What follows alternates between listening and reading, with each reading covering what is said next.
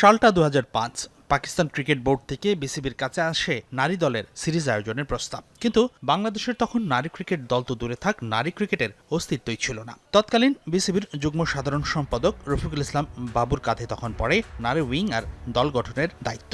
দ্রুততম সময়ে বাবুর হাত ধরে শুরু হয় বাংলাদেশ নারী ক্রিকেট দলের যাত্রা।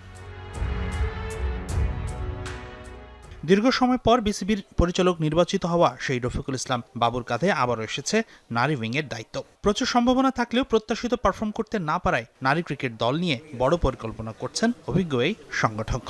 ইতিমধ্যে আপনি দেখেছেন আমি 8টি বিভাগে 8 জন মেয়ে কোচ নিয়োগ দেওয়ার জন্য বিজ্ঞপ্তি দিয়েছি এবং আমাদের স্কুল ক্রিকেটও ইনশাল্লাহ আগামী সিজন থেকে শুরু হবে। তো ট্যালেন্ট হান্টিং প্রজেক্ট শুরু হবে।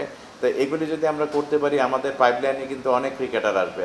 এই মুহূর্তে নারী এমার্জিং দল আছে দক্ষিণ আফ্রিকা সফরে। এরপর নারী দল দুবাই যাবে সিরিজ খেলতে। সেখান থেকে ফিরেই জাপানে এশিয়ান গেমস। এরপর অস্ট্রেলিয়া ও নিউজিল্যান্ড সফরও আছে নারী ক্রিকেট দলের। আগামী বছর আছে ঘরের মাঠে অনূর্ধ্ব-19 বিশ্বকাপ। সব মিলে ব্যস্ততম ক্রিকেট শিডিউল। তাই তো সবার আগে নারী দলের জন্য একজন দক্ষ বিদেশি কোচ নিয়োগ দিতে চান রফিকুল ইসলাম। সেই সাথে দিতে চান আধুনিক সব সুযোগ সুবিধা।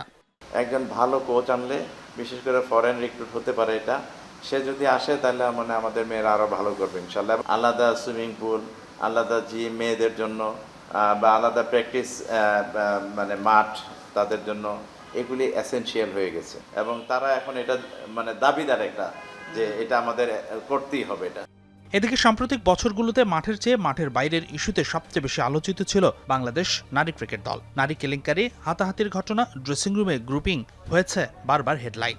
নতুন চেয়ারম্যান বলছেন শৃঙ্খলাকে সবার আগে সবচেয়ে বেশি গুরুত্ব দেবেন তিনি।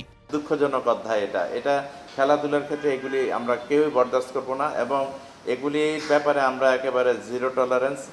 যেটা আপনারা ইতিমধ্যে দেখতে পেয়েছেন যে আমরা দুইজনকে বের করে দিয়েছি, সজল চৌধুরী এবং রুহুল আমিনকে।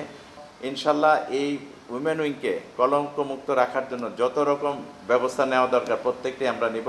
গত বোর্ডের আমলে ক্লাবের সাথে দ্বন্দ্বে মাঠে গড়ায়নি নারী দলের কোনো ঘরোয়া টুর্নামেন্ট। কিন্তু জানুয়ারিতে ডিপিএল, এরপর নিয়ম করে প্রথম বিভাগ, এনসিএল সহ সব আসর মাঠে গড়ানোর প্রতিশ্রুতি দিচ্ছেন রফিকুল ইসলাম। হাসিনুর রহমান, যমুনা স্পোর্টস, ঢাকা।